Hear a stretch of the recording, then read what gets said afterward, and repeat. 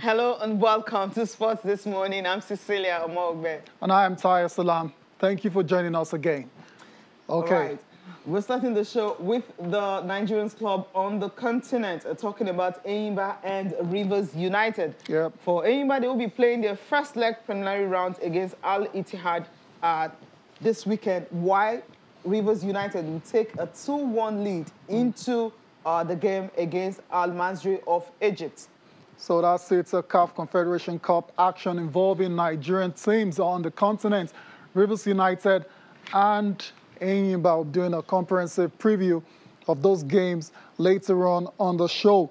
Also on the program, still talking football, but in England, where Michael Carrick is leaving Manchester United on a high note after leading the Red Devils to a 3-2 victory over the Gunners at Old Trafford. Living on a high indeed, because after 2 wins and one draw. That's a good record to live with. Awesome. Also on the program, it was a record-breaking, historic night for the Memphis Grizzlies, humiliating the Oklahoma City Thunder 152 and 79. That's by as much as 73 points. This never happened before. It's ridiculous. It's an NBA record thrashing. Unfortunately, it's the OKC Thunder at the receiving end of that embarrassing loss. I was just talking about the OKC Thunder yesterday, replacing the Houston Rockets as the whipping boys of the NBA. And guess what? Less than 24 hours later, they go on and lose by 73 points against the Memphis Grizzlies. It's a crazy, crazy game of basketball. We've got details of that and more later on the show, Cecilia. So let's start off with the results from last night, the games that were played, where you had the Chicago Bulls and the New York Knicks. It was the Bulls who got a better one of them, 119 and 115 in that one. Let's take a look at all the results. Yes, They have about 5-6 games that were played on the night, but then, as we mentioned, they have the star match, which is the destruction of OKC, and also the Suns, the streaky Suns, who are refusing to lose. Yes, it was the Milwaukee Bucks also losing after that 8-game winning streak. It was snapped by the Toronto Raptors, 97-93. Giannis Antetokounmpo, did not play because he had to sit out. I hope you have problem, right? I just hope it's not that serious. Well, in his absence, they lost that one. So that 8-game winning run is actually over. Milwaukee shot just 37.6% from the field. It was a poor night for them. And the game between, of course, is going to be a star match, so reserve that. They have the Pistons and the Phoenix Suns, also another star game you're looking forward to, because the Suns right now, 103-114. It simply means they're celebrating a franchise record of 18th consecutive win. Special one for them. And also the Spurs and the Portland Trail Blazers, 114 and 83. Awesome stuff. So right let's now cut straight to the chase and talk about the historic beating that OKC got against the Memphis Grizzlies.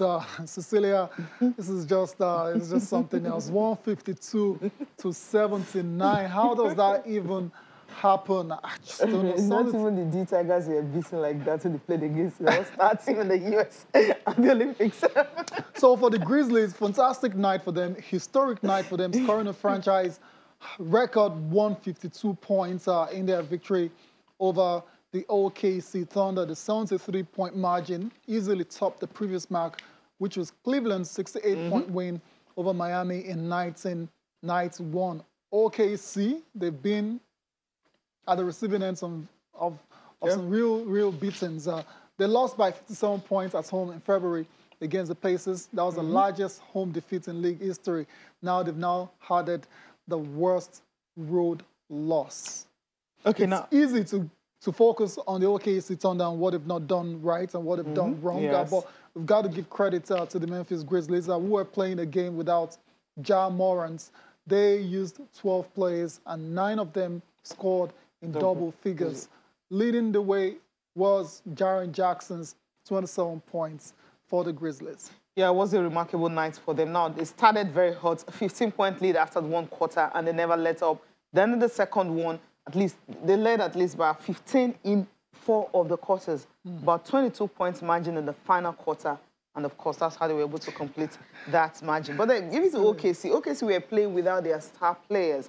I mean, Shire wasn't there So because of concussion. Josh Giddy also wasn't there.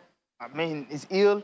And you have Derek Favors also not there. Kenrich Williams, ankle sprain, also not part of the team. Just maybe. So it was a short-handed. Yeah, short-handed roster. Yeah, roster. I get that point, but still, beating you as much as 73 points. Come on, guys. Where's the professional pride, guys? Come on. This game was done as halftime, 72-36. That's what the score was at halftime. Cecilia, that's ridiculous. That should never happen in any sporting arena, any sporting situation now. But unfortunately for the OKC Thunder, that's their fate this morning. But the Coach Marker, is saying that, guys, do not define us by this embarrassing loss. Let's take a listen to him now. I mean, we've been, in tough games before. I would say that in the past and tonight, it's not necessarily who we are. I think we've definitely shown that from a competitive standpoint. This isn't indicative of who our team is, how we've competed all season, from training camp all the way through the games. So it's important, I think, to keep that in mind internally for us. But this is, the exposure you have to competing. When you compete, you have exposure to the highs and lows of competition, and competition comes with great joy, and also comes with grief and frustration and anger. And when you step in that ring, that's what you expose yourself to is all of those things. That's what makes it such a fulfilling experience. And that's why the joy feels so good, because, when you get punched and you taste your own blood, it doesn't feel great. Doesn't feel great at all, losing by 73 points, Cecilia. We'll see where things go for the OKC Thunder from here. It has to be said on losing streak as well, so they've got so many issues that they need to resolve, Cecilia. So there's a whole lot. Okay, let's leave these guys and let them enjoy the moment. I'm talking about the Grizzlies right now, where OKC try to see if they can. They're going to be licking their wounds for a while for this one. It's a they don't have. There's no time to actually lick their wounds. Just move on away from it, as if it never happened. Dust yourself up and just continue to see what you can actually get out of this, because it's not really looking good right now. How many straight losses right now? I've lost count. You've lost count, right? It's close to 8 now. Yeah, it's about 8, It's about 8, 9 or thereabouts. So I believe they can bounce back from this one. We'll see. Let's go to the winning team who doesn't have to lose. The sun is still very shining brightly, right? Yes, indeed. The Phoenix still rising. Phoenix Suns were in action against the Detroit Pistons, like we said yesterday. Cecilia was always going to end up in a victory, and that's exactly how it panned out, 114-103 over the Detroit Pistons, and that's an 18th win in a row now for the Phoenix Suns, which is a franchise record. Cam Johnson, Cameron Payne scored 19 points to lead the Suns to that particular victory. Phoenix won without leading scorer Devin Booker for the first time this season. Monty Williams, of course, deserves a lot of credit for how he's been able to turn the fortunes of the Phoenix Suns around from the bubble to get into the finals last year, and now looking like one of the top contenders for the championship this season. Cecilia, what more can we say apart from the Phoenix Suns? It's a fantastic one for them, especially when you have a Detroit Pistons star player, Jeremy Grant, put up about 34 points. But then, the Pistons, they've lost 8 straight games. So this is their worst hit. They're having the worst time right now. It's the worst since 2017-28 season. So not looking good for them. Not looking good. So that's why when I saw the matchup, I was very confident that it was going to be 18. Exactly. But tonight, Golden State Warriors again, right? Yeah, we'll see about that. Anyways, looking at 20, if they can make up for the 20. We'll see. Anyways, let's get to post-game. Our reactions now are coming from the players, Cameron Payne, Chris Paul, as well as the coach, Monty Williams.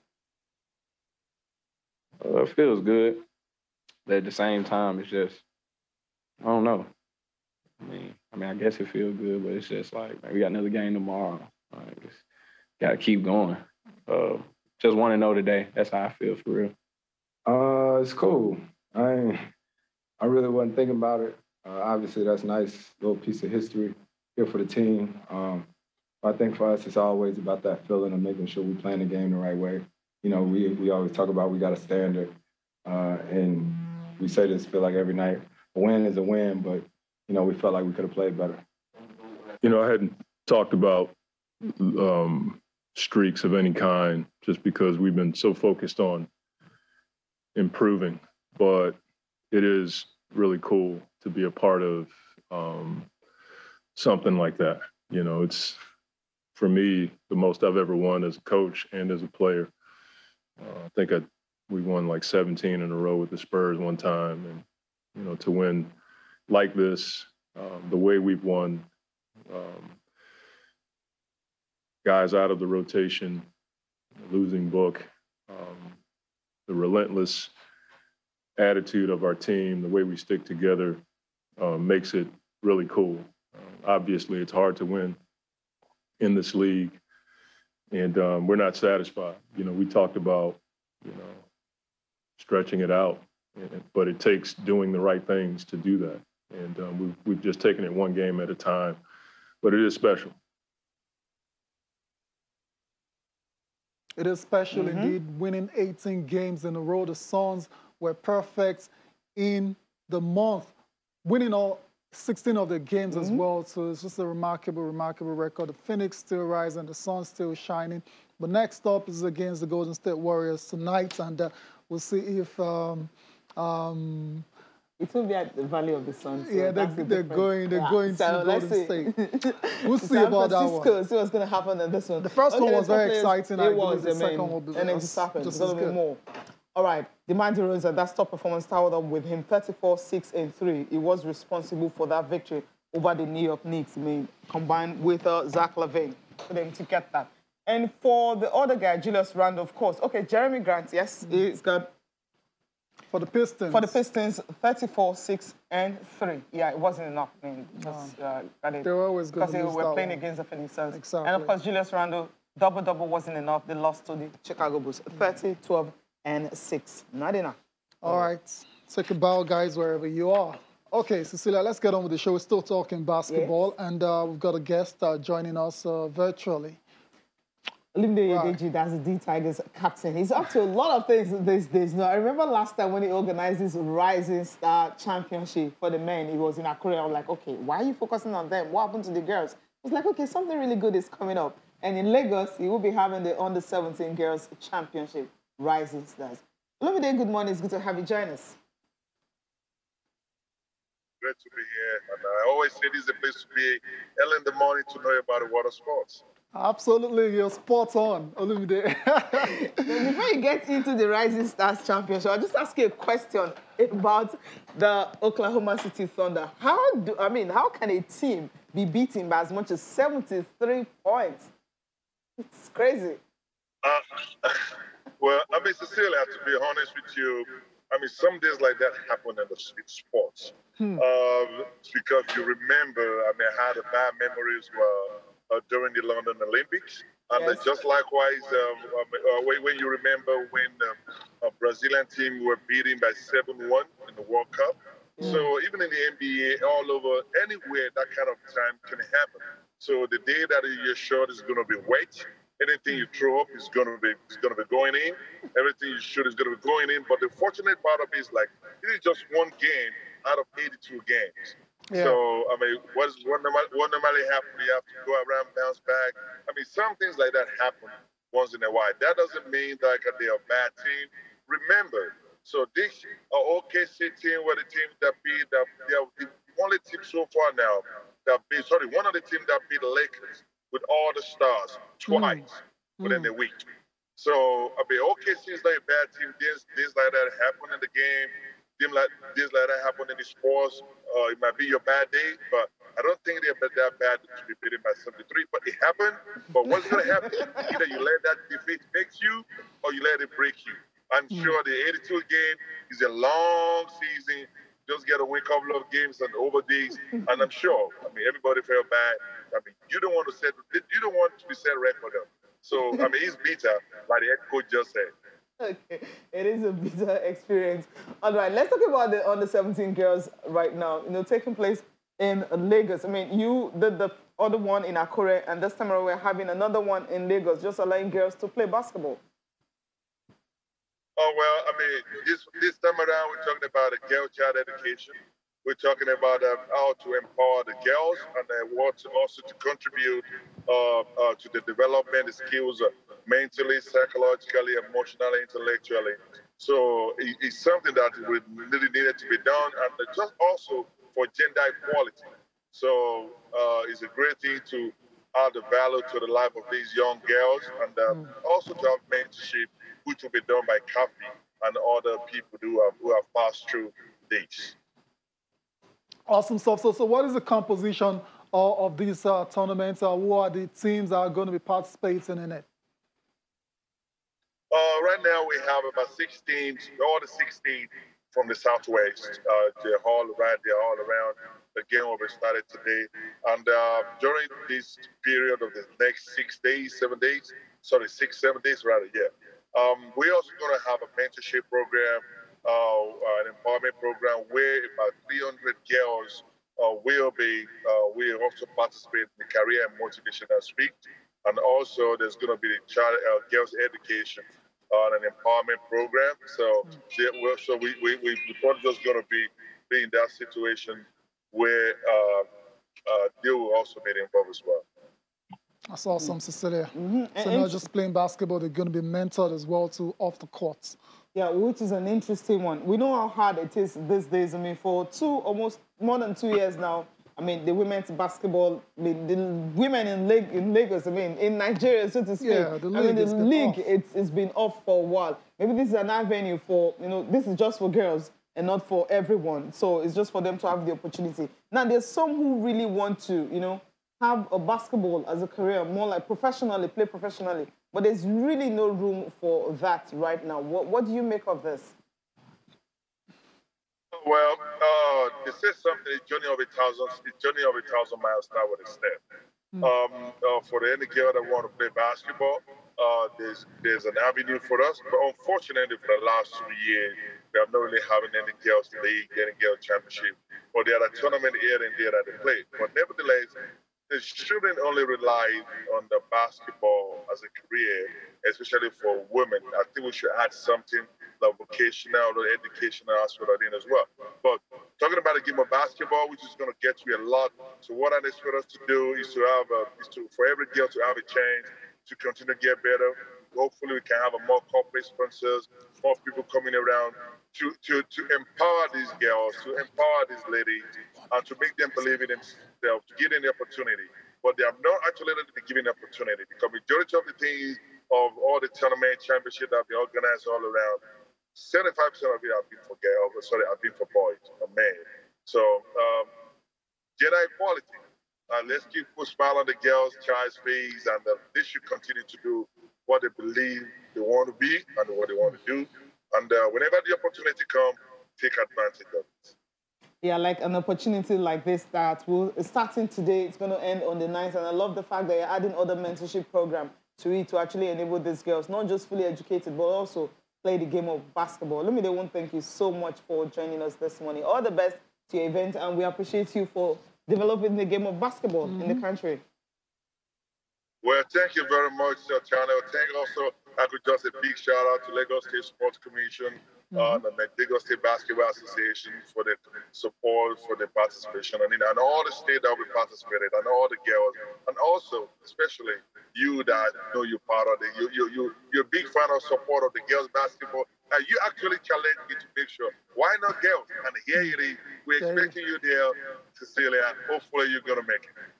Yeah. Hopefully I can make it. Thank you so much. Thank you. All right, we need to go on a short break. When we come back, of course, there's still so much more to talk about on sports this morning.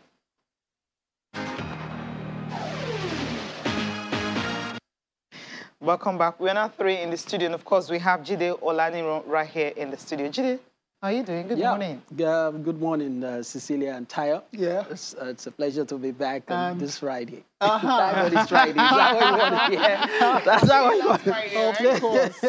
Of course. Your favorite day of the week. I'm not sure we'll take it next week, right? Yeah. Okay. Good to have you here. Great to be back. Thanks, guys. Good to have you as well. Let's get on with the show and talk a bit of table tennis. The Asho Joba Table Tennis Championship started yesterday, and the players are been talking about the expectations for the competition. And that was a surprise, not a surprise guest. There was a legend in the building as well, too. That's the name I grew up hearing. Never saw him play. Atolamusa. Okay. We'll get to him later on the show. But it's fantastic to see that the Ashojoba table tennis competition, the 53rd edition, has started. And it's fantastic for all the table tennis players across the country. Yeah. Well, one of the longest, the longest event, in Nigeria. And, of course, it's amazing to see how it has grown from, it's grown over the years. Yeah. Even there are many of these events that does not, that dies immediately, the initiator dies, and to have seen, I remember that at some point, Chief Molade Okoya Thomas, who is the Ashojoba of Lagos, at some point, when we were having a conversation with him, he said that this is going to live beyond me, and the man is gone now. And the event is that we've seen a whole lot of, there is no table tennis player in Nigeria that has not featured in this Ashojoba. If you have not featured in Ashojoba, then what are you doing? It's thrown a whole lot of guys. Yeah, what are you doing? You have not. They come up from all over the nation just to be part of this, because that's the biggest. It's offered so many in terms of prize money as well as other incentives to table tennis players. So spot on. So. Because of COVID, Cecilia, of course. It's just going to be 9 categories. 9 titles are being, battled for. We're talking about singles, doubles, mixed doubles, and there's also the para singles as well as para singles standing and sitting. Yes. Yeah, so should be very interesting. We've seen pictures are coming from the preliminary rounds from yesterday. And one of the favorites going into this competition has to be Riwon Akombi, Cecilia, or is there any other person? Emmanuel. Riwon Akombi. There's also Emmanuel Augustine. Okay. And of course, the defending champion is not here, so that's Ahmed Adeyinka. So it simply is going to be between Riwon Akombi and, of course, just maybe Emmanuel Augustine. So these two guys will need to battle it out since you don't have Adeyinka Ahmed in this one. So it's likely going to be a 2-horse race. But today they're going to be having the doubles finals event today, and also the para table tennis will also take place. Let's just take a listen to the organizers.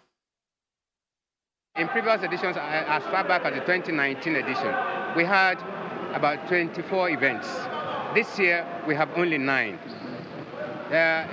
previous years, we used to have the cadet, we had the junior category, we also had the sports writers singles, the veteran singles, and the coaches singles. This year, none of that was happening.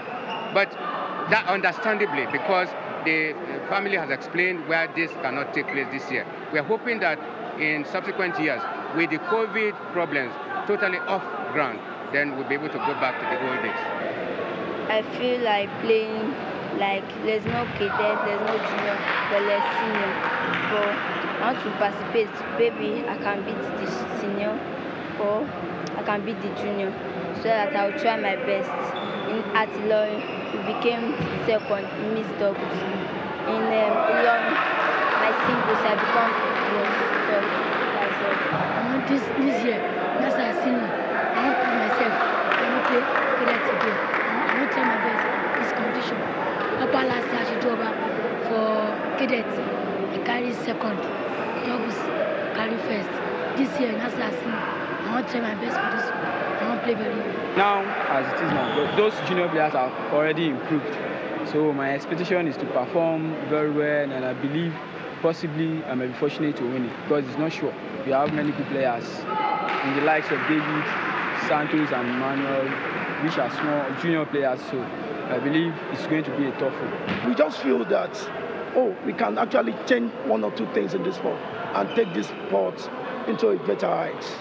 That's just the essence. That's why we have come in and we've been so. I'm not trying to brag, but we have, in our own little way, we have really contributed so much in the development of table tennis in Lagos State and Nigeria at large. Interesting one coming from the organizers and also the players. I love Matthew Kuti. We've been talking about this youngster. They want to compete among the seniors because there's no cadet category. Of course, because of COVID-19, they had to, streamline the numbers of events they will take part. But these stars are here And of course, they want to beat the top stars and see how far they will go. I love that. Of course. Can't stop us. Necessity Can't stop us. is the mother of invention. Right. It's just, maybe that, who knows, this might be the norm by the time we see what happens. But it's good that it's thrown open. Of course, it gives them the opportunity to aspire also to be, better. And one thing about, I just saw the Kuti, there is this, it's like the Kuti families, when they are big, it's a big family in table tennis, the same with Eti family. All of those guys are born into the game. So, and one other thing about this particular championship is the fact that for every event, there is just, both in the male and female, there are just two people that are always the favorites. Maybe in the women's category or the men's category. That's why I'm not shocked when you were saying Emmanuel and Akombi, when you were, because they are just the two guys. You guys will be, if anything could happen. There are times upset do happen, but they are just two guys that people will always be looking forward to. Indeed. And the final will always be massive, because at the end of the day, it throws up these two guys. Everybody wants to come watch it.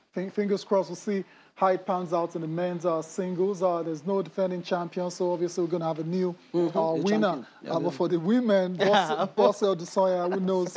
We'll see how that one pans out as well. I'll be very surprised if there's any other winner other than that. But fingers crossed, we'll see. Like I said earlier, there was a legend. There was a legendary sighting yesterday as well too. One of the players has dominated this competition in the past. I'm talking about in the 80s and the 90s. Atonda Musa. Jide, how, Atonda Musa, what can you say about him briefly? We've seen Aruna and Segun Torella come afterwards, but he was an absolute legend as well. Exactly. Talking about table tennis. That was the first name I grew up knowing as a table tennis player. I grew up in Ibutemeta, and there is the popular Ropak in Ibutemeta. So if you grow up in Ibutemeta, there is no way you wouldn't get to Ropak while trying to, maybe for sports or just going for leisure. And these are people that I grew up amongst them. You are always seeing them around, you're looking up to them. Most of your friends who play table tennis always refer to them. So there is no conversation you are having. And I remember growing up, just like how table tennis had disappeared from the streets. I grew up, where you see table tennis on every street. Everybody wants to play. There is no how you won't fall in love with that sport. So it's good to see him. Good to see him. Good, he's been out of the country. He comes back and he just doing well for himself. And awesome. I think this is how to always, come inspire the young ones. And it's good to see him after many years, really. It's been a while. Let's listen to Atonda Musa now. What is that to say about this championship? When I was in university, I used to do my best. I used to send equipment like table tennis, rubber, ball, equipment for the younger ones. So every time I come to Nigeria, I used to give them all these things just to encourage them, because it's very difficult it's very expensive for those younger ones to get it. So I'm here, so I brought a lot of table tennis equipment to distribute to the younger ones. It's coming up now. It's coming up, the way things are going now, it's coming up, because I was so impressed when I see those young kids playing very, very well. Just the way I was playing like 25 years ago. So the way they're coming up, if they can continue like this, things will get better. The only advice I can give to the Nigerian Table Tennis Association is to employ more coaches at the National Stadium to continue to teach those younger ones. But during my time, we have a lot of coaches. Now they have less coaches. So if they can have more coaches, we have a lot of coaches, they're out of work. If they can be employed, I think that would be much better, and the game will come up in a big way. Atonda Musa, table tennis legend, absolute, no doubt about it. Talking about how the sport can continue to develop. And it's good to see as well that he's still trying to contribute his own giving back to quota by giving them equipment and and stuff like that. It is awesome stuff. I'm happy he really commended the quality of play there. Of So course. that shows that at least they are doing something good. Right. Baku. Okay, so that's it for the Asher Droba Table Tennis Championship. Of course, you can stick with us in sport this morning for all the updates concerning that competition. By the time we come back on Monday, of course, I'll be telling you about all of the winners. Still talking table tennis. Let's talk about Arnaud Quadri now. Just a week after getting to the quarterfinals of the World Table Tennis Championship in Houston, Texas, Arnaud Quadri will be in action again. This time around, it's going to be in Singapore. Cecilia, what's happening there? That's the World Table Tennis Cup Finals in Singapore. Just 16 players. I mean, the best in the world are obviously going to be, and of course, Arnaud Quadri will be part of those that will be competing. He's starting today, and just a 3 days event. So we'll see how far he will go in this one. So he doesn't need to play too many games. It's just 16 players. You see how far it will go. But the good thing about Arnaud Quadri is the fact that now he's ranked 13th in the world. So that's why you have star players like this can compete here. But no matter what happened this year, no matter what happened in this particular championship, but I think Arnaud Quadri has really done so well for himself. It's shattered the ceiling as far as Africa is concerned. No, we're not even talking about Nigeria. He has shattered that particular ceiling a long time ago. Right now, he's the best player on the continent of Africa. And he's done so well for himself in 2021. Anytime that he remembers 2021, he should be grateful. And that's fantastic, too.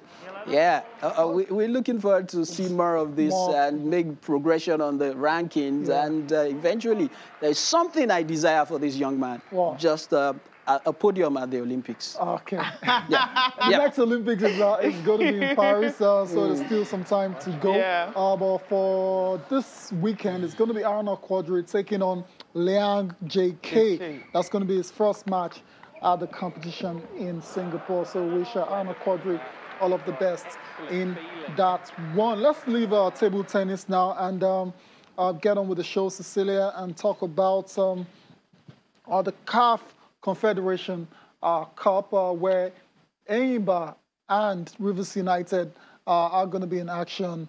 For Rivers United, they've got the first leg lead, 2-1. They're taking it to Egypt, which is quite a very delicate situation. While Enyimba are going to be playing their first leg game because the last one, they couldn't do the first leg. Was postponed against Al Ittihad. Anyway, so let's take Al Masry and Rivers United first. 2-1. Wow. Another, in fact, right from when the draws was made, you will know that it was going to be pretty difficult for Rivers United. And so the results at Aba, which is their new home right now, didn't come as a surprise, and they could have gotten the third goal, but I think it was overruled, and But one thing is that traveling down south to northern part of Africa, it's always very tricky. Like the coach said, they will attack, they won't go to defend. That's what I said. Okay. We hope that they will attack, and that they won't go to defend that victory. They won't go and defend because the slim margin, you can't even defend that because the first way that will be counterproductive for you to do that. So I know it's going to be difficult, but they can still pull out something. But, there are a lot of things that come into play when you travel to Egypt. A whole lot will go. Yeah. The hanky-panky, that will be thrown into it. And there are so many things right now. And the psychological aspect, I just want to believe they are psychologically ready for what will be thrown at them. Because it's going to be a battle. They've got a real battle on their hands in Egypt against Al Masry. 2-1, that's the score line. So if they can get a draw, that'll suffice. That'll be good enough to see Rivers United advance into the next round of the CAF Confederation Cup. Let's talk about Enyimba. They'll be in action against Al Ittihad of Libya.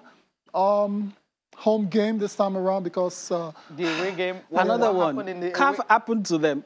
Maybe, I would say CAF really happened to them because, most times it's always been the same thing with the issue of traveling restrictions. I think you should have gotten. The other continents are planning their continental fixtures for crying out loud. We don't hear issues of, but that's why it's always CAF. So let's go ahead with the issue of the match that now, you know, one thing about this would have been the second leg. Yes, There is an advantage in playing the second leg at home.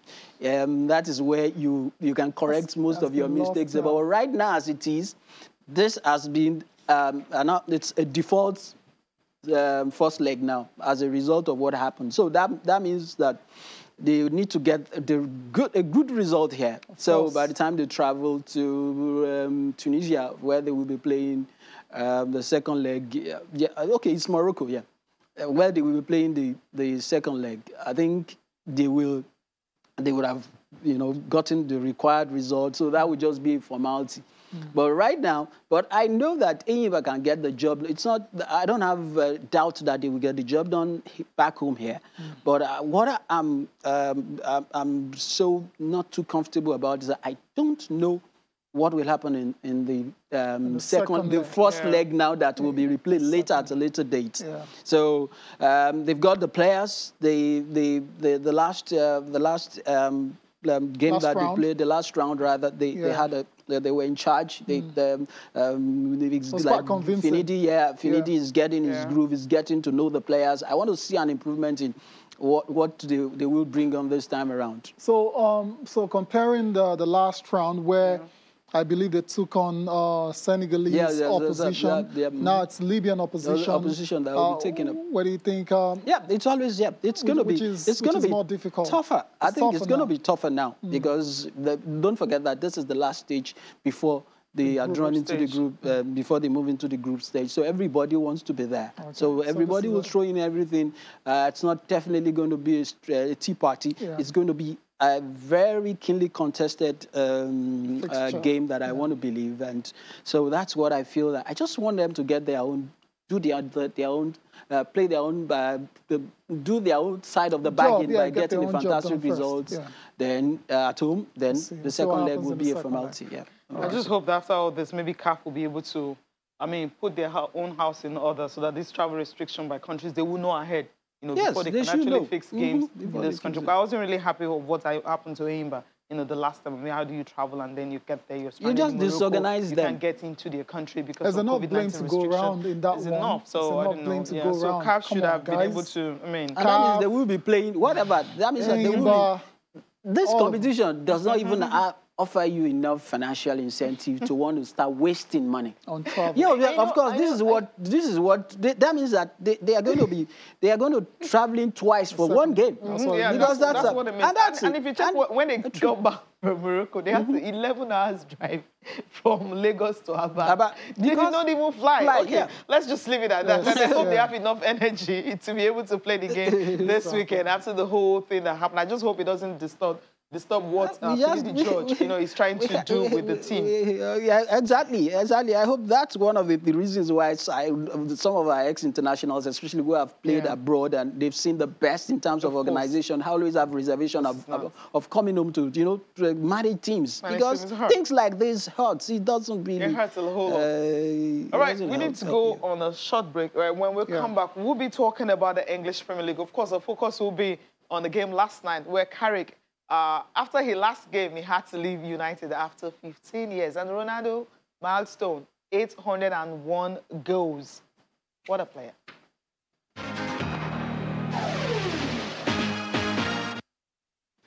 Welcome back. Let's talk about the big game last night between Arsenal and Manchester United. Usually, when these two sides are playing, either they are competing for the top four, maybe 1 and 2. Right now, it's between 10 and 15. Excuse me, but United is 8. No, what I'm saying is, when they're playing at this time, when they're playing at this time, you have number 1 or number 2. That's the position they're in. That's what I mean. That's the position. Or usually number 1 and number 4. Number 1 and number 4, number 2 consolidate. And number 3. But then a confirmation of results of what went down last night. Tottenham Hotspur back to winning with 2-0 against Brentford. And for United, it was 3-2. And of course, Cristiano Ronaldo scoring a double. Also one coming from Bruno Fernandes. He has had a goal drought. 16 games now without scoring. It's ended now. Finally. It's ended. Longest goal drought in the United history for Bruno Fernandes. Jide, the match itself, bizarre first goal for Arsenal. I don't know what happened to David De Gea. For whatever reason, stayed down because of what Fred The did. usual ghost maybe haunted him once again. Most times the air can be very erratic, especially when you. So because I didn't understand that one. But anyways, United showed good character to come back. Got the equalizer through Bruno Fernandes, and in the second half, and they went ahead. Considered another equalizer, but then at the end of it all, Cristiano Ronaldo having the final say in that game. Dali scored his 800 goal and a +1 right now. 800 and +1 now. That's what he has. Fantastic for him. And it's not all about Cristiano Ronaldo. But for Cristiano Ronaldo, it will be he can't stop scoring, especially when you give him the opportunity in the box. I remember that when he came back to England, I said right now he was going to be very effective in the box because that's where his strength is right now. He has aged, and definitely he has shown that he will be very deadly when it comes to the box. So scoring 800 +1 shows that there's still more in that boot to come. And also, I'm happy for Carrick too, the manager who is living on a high. So, of course, I just hope that it's on. They will definitely be on the ascendancy now after this particular experience they've had after they had to sack their former manager, Ole Gunnar Solskjaer. So, for me, good win for United. For United. The confidence, I hope the confidence is gradually coming, and with the new manager that will be unveiled. Yeah, today it should be unveiled. Then he should be in charge of the next game. Let's see if the Manchester United we know is back. Yeah, fingers crossed about that. Ralph Rangnick was in the stands. I was in the director's box to watch the game yesterday. So he's going to be taking over. His first match is going to be against Crystal Palace. We're hoping to see pictures from Manchester United actually beating Arsenal before we get to this Cristiano Ronaldo milestone. But after that game, Michael Carrick surprised quite a few people by announcing his departure from Manchester United. He was supposed to stay on the staff of Ralph Rangnick, but it says it's done now, and his association with Manchester United is over. Let's take a listen to Michael Carrick.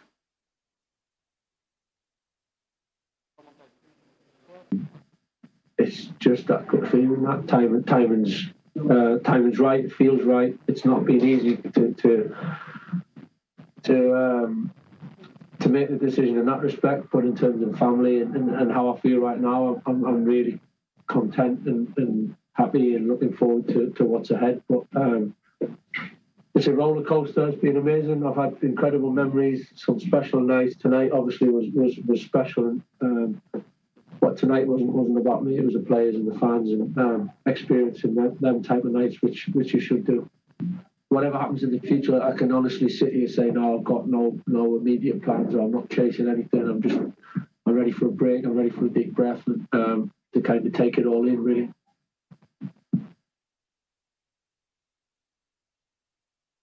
Carrick ready for a break. 3 games, 2 wins, 1 draw. 7 points out of a possible 9. Promising early signs for Michael Carrick. I imagine some owners are looking at, okay, this guy might will definitely be back. A good coach. I back think where? He's somewhere in the dugout somewhere. It might not necessarily be Manchester coaching. He will be back with that result. I think there are a lot of people who will gradually start talking to him, maybe to kind of reconsider working away for some time just to be with the family and all that, just to, after some time. I think what he wants to do is maybe to look for a smaller team that he can actually coach, show his credentials, and then learn through the process. Because it was with Jose Mourinho, with Ole. And of course, I was thinking I wanted him to actually stay, under Rangnick, see how well he can, fit in. Maybe he just wanted to just have the clear edge. He's been, and nobody will. The job comes with his pressure, especially. Forget that it was Ole that was in charge. Of course, he comes whatever flag they were. He's also part of the coach. So the pressure, they were all receiving the pressure at the same time. So he needed some time, just like. But I know that very soon, especially he's just coming up as a coach and as a manager. I know that this job, especially at the early stage, it's very tempting. I wouldn't be surprised when I see him take on the championship side. Yeah, And, that's before, expected. That's what I feel.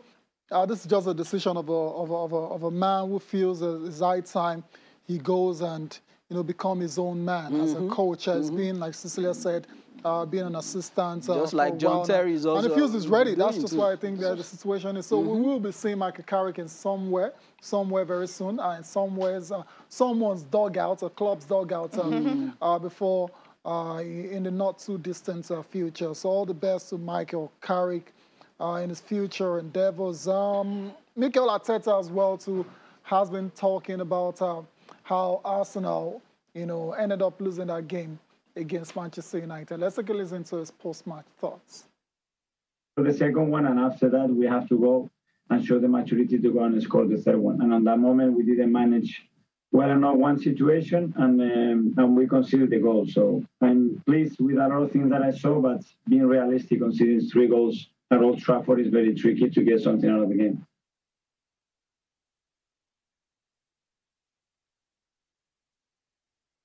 Arsenal missing out on the chance to go into the top 4 with that loss at Old Trafford. Before we close the show by taking a look at the papers, we have updates coming from the Scrabble world right here in Nigeria. Yeah, of course, the Scrabble, they call it Scrabble King Champion of Champions tournament is more like a grade A Scrabble competitions for masters and also players who have distinguished themselves as champions in various national and international competitions. Children will also be part of it. It's going to be taking place in Benin City. There are a lot of prize money at stake, about 500,000 naira. That's according to the coordinator of the South-South Nigeria Scrabble and the vice president of Nigeria Scrabble Federation. So the competition is going to afford youngsters to compete among the masters, while the masters also compete for some prizes. It's only in Benin City from the 3rd to 5th of this month. Of course, it's been approved by the World English Language Scrabble Players Association and also listed as one of the major global Scrabble competitions to be followed across the globe. So this is a big one coming from the Nigeria Scrabble Federation and also for all the players that will be taking part in this board game in Benin City. All right, so it's going to start, it's going to be held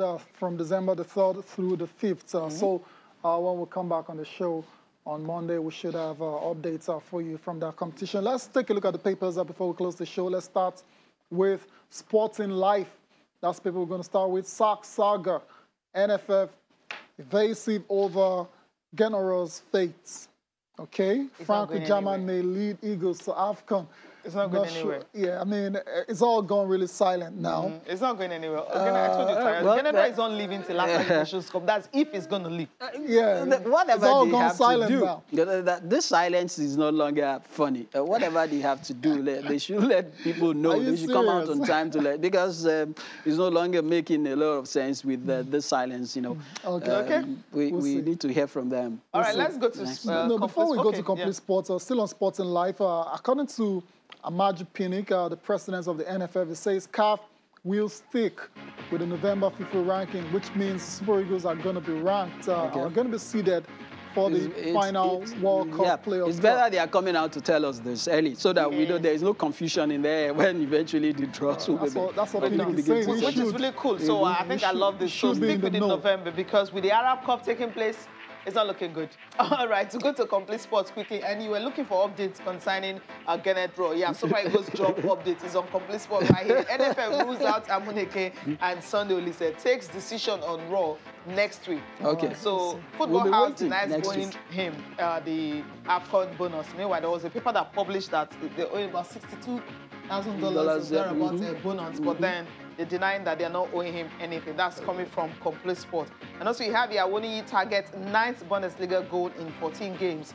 And Juventus have made contact with Jorginho agents. Interesting.